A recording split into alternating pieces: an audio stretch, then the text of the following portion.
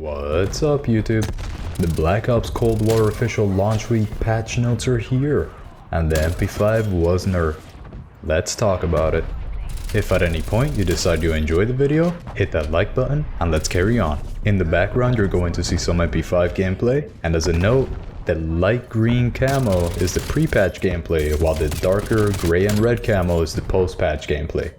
First, we'll talk about the MP5 Nerf that happened November 18th, and then I'll give you two versions of my favorite MP5 classes. I'll begin with the beginner version where you don't have to level the weapon as much to use, because as we all know it takes a long time to level a weapon in this game. And then I'll show you a version that is ideal but your weapon level has to be high to get the attachments.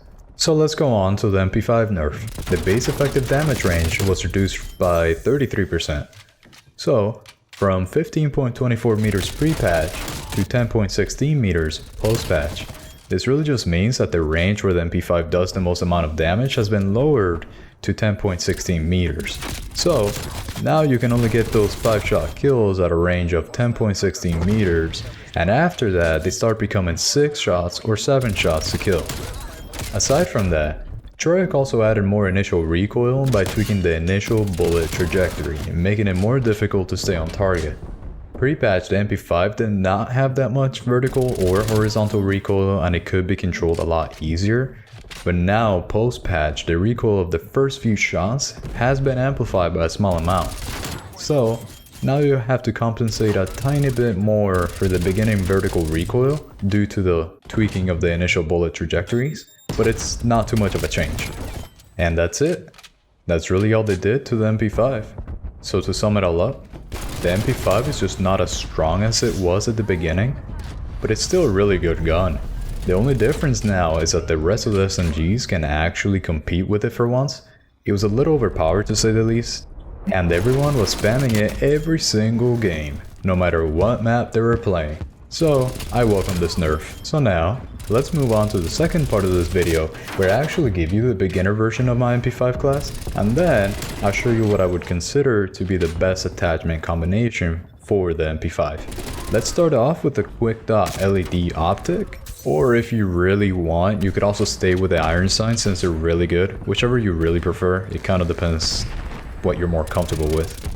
For the muzzle, we're going to be using the muzzle brake 9, and then as soon as you unlock it, you should use the flash guard 9 until you finally unlock the suppressor at weapon level 20. Now for the barrel, we're going to be using the 9.5 extended, because the bullet velocity is extremely important in this game, as you've probably noticed from other videos like Drifter or Exclusive Ace. They've done videos on it, so we're going to be using the 9.5 extended. Now for the underbarrel, we're going to be using the foregrip until you reach level 41, then you'll get the fuel agent grip, but that comes in the later part of the video. So the magazine, you're going to use the 40 round drum until you get the 40 round speed mag. The speed mag is very important. And finally for the handle, you're just going to use the speed tape. So let's move on to what is the ideal MP5 class that you would only be able to truly use sometime around weapon level 41, level 40, around there. For the muzzle, we're going to be using the sound suppressor. Now you can use the agency suppressor if you're having issues with controlling the new recoil, but it has a bigger range penalty that you may not want to have to deal with. For the barrel, we're going to be putting on the 9.5 inch Ranger barrel.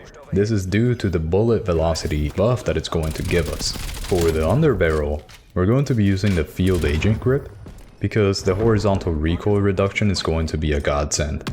For the magazine, we're going to be putting on the 40 round speed mag.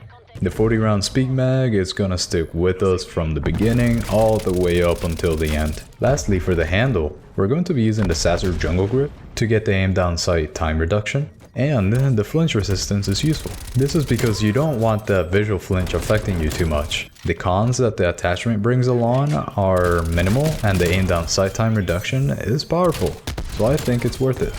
I promise you'll enjoy this combination, because these attachments minimize the negatives of the weapon and are here to amplify what the MP5 is already great at. Let me know in the comments below if you have any other attachment ideas, and subscribe if you found the video helpful. See y'all in the next one.